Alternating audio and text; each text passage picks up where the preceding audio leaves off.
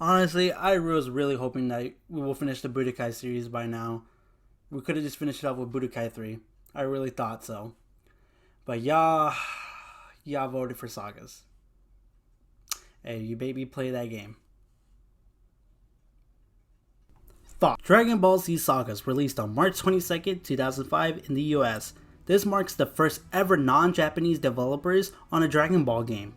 Avalanche Software, the developers who made most of the Disney licensed games and also the most recent game, Hogwarts Legacy.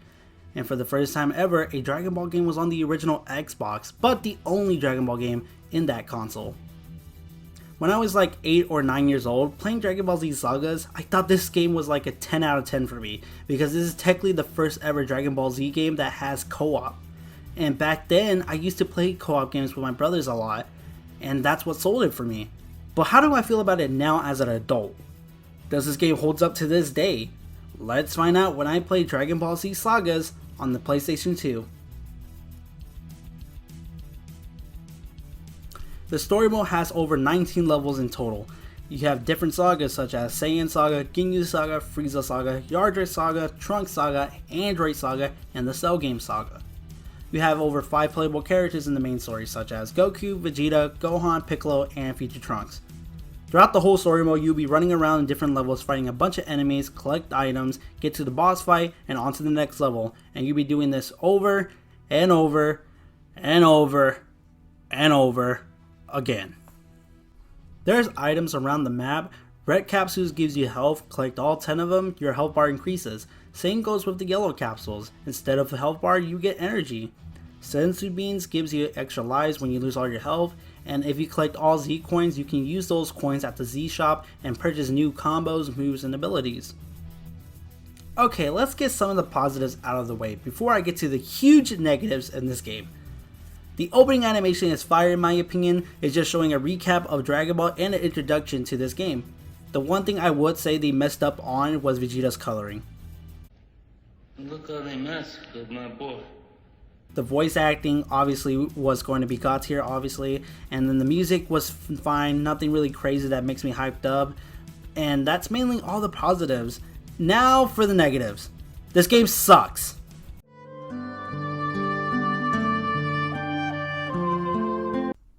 To be honest here, I didn't even want to finish this game. I really didn't. It is because it's really bad, and I don't know what I was thinking back then. Why did I think it was a 10 out of 10? I wish I can go back in time and slap my younger self. I like it, cut G. Alright, let's talk about the negatives in this game. First off, the gameplay is trash. All the characters literally play the same. They all have the same combos, movesets, everything, besides their signatures, but they just still shoot the same energy blast out of them.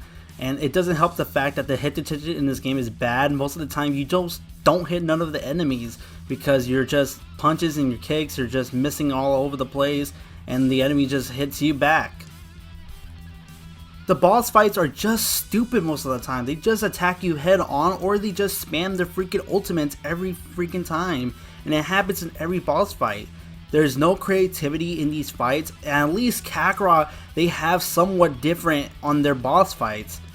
And Nappa's boss fight is just laughably easy.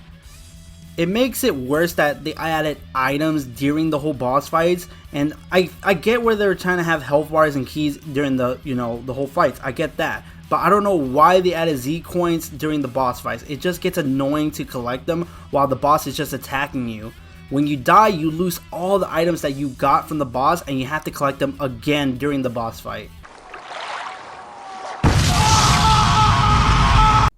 Super Saiyan, the most iconic part in Dragon Ball Z. The scene where Goku transforming for the first time ever was amazing. But Sagas is like, Coming Super Saiyan!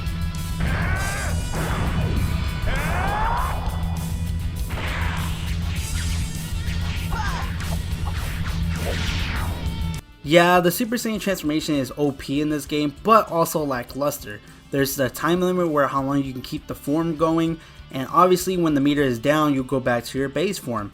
You'll also get a huge attack boost and speed, but the only problem is that now that you're fast, your attacks is even harder to hit enemies. Especially with my fight with Frieza, I couldn't even hit him because the speed boost is just in the way and I can't even hit him at all. I have to keep using the stupid lock-on system, but it makes it even more harder because you're just moving as fast as you can. But what makes it also OP in this game is that you get a huge attack boost, and it goes to your combos, your special attacks, and everything, and it does a stupid amount of damage, and it makes the boss fights way too easy in my opinion. The co-op experience in this game is actually not that bad, as long as you have a buddy that suffers along with you in this game. I would say you'll probably have fun with it, especially because I have my buddy Will help me out for some of the footage. And so far, the way we were playing it, we had fun because we kept making fun of how bad the game was, and we were just like, you know, trying to make the game enjoyable at least. But I will say there's some problems with the co-op experience, especially with the camera angles. The camera angles just are bad in general. Like, especially when my friend Will goes up to like a head and I go back to go get an item, it literally teleports him where he needs to, like where he spawns at, because it's like the old school Lego games where before they had the split screen stuff. But and then another thing is that the boss fights, literally you cannot have both of two characters fight a boss. You literally have a time limit where one person fights the boss first, and then when the time limit is up, another one comes in, which it does get annoying because you're in the middle of a combo fighting the boss, and then your friend just comes in there and get his butt whooped by the boss, which that does get really annoying. And luckily I didn't play that much that long with my friend like that, because that was like the worst thing they did in the co-op experience. They couldn't just have the both of us fight the boss together and it would have been fun. So that's the one thing about this game, is like at least the co-op is a little bit fun when you have a friend that will willingly to join you and play this game. So good luck having a friend to play this game with you. But honestly, the co-op thing is like alright, it's not as bad, so that's the one thing.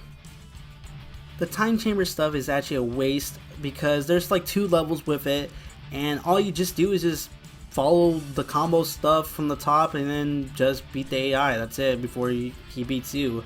That's literally it. That's literally the same stuff that you've been doing throughout the entire game, and you're just doing it in the time chamber. Like, I don't know what's this purpose for it. It's like a waste of 2 levels in my opinion. There's literally no point in having a time chamber levels in this game if you're not going to execute it right, because if I was the ones who are trying to develop in this game, they couldn't just like have them, like if you want to learn a new combo, you could train in the time chamber in order to unlock it, or unlock a new special move or something like that. They couldn't have done anything like that, but they just really just wasted it, and there was no purpose in having it, because literally it's just 2 levels and follow the steps and then you're on to the next level. That's literally it, and I think it's just a waste of potential right there.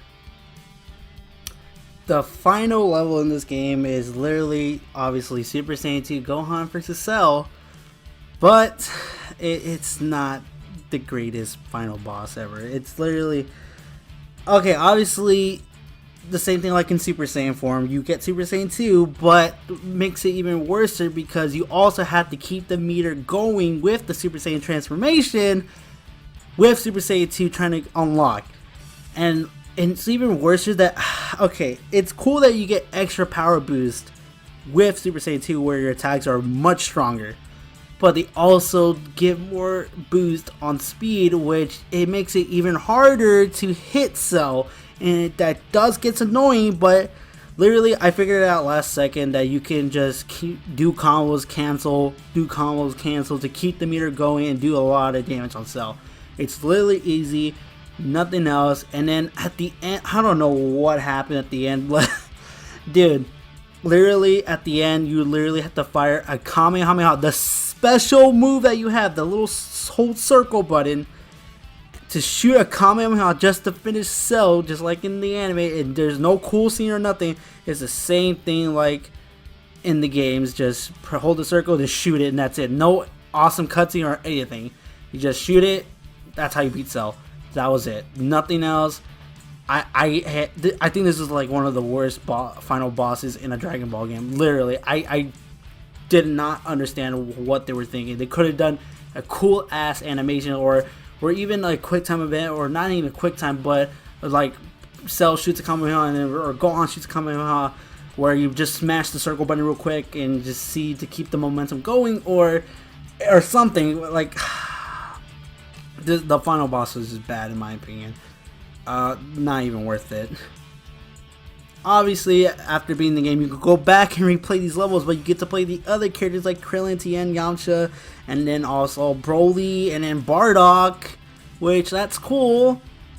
I'm not gonna play the game again with these characters. I'm not doing that. No, I'm done. I'm done with this. Nope, no. I'm done with Sagas. That was it. I don't know what they were thinking when it came out. Literally, it's just a bad experience, especially the glitches. Oh my god, I'm gonna show you a montage of the glitches that I saw in this game.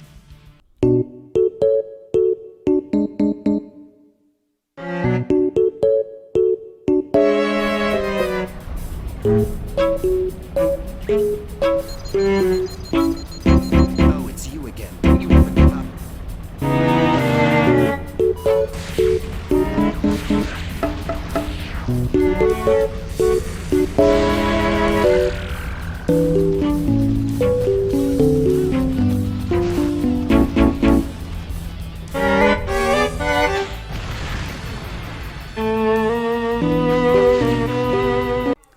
The game is so terrible. I'm done with this game. I'm really done. I'm never touching this game ever again. Never again. I'm never gonna play it. Not in a million years. Maybe if I would do a video just for shits and giggles to play with my other friends just to try it.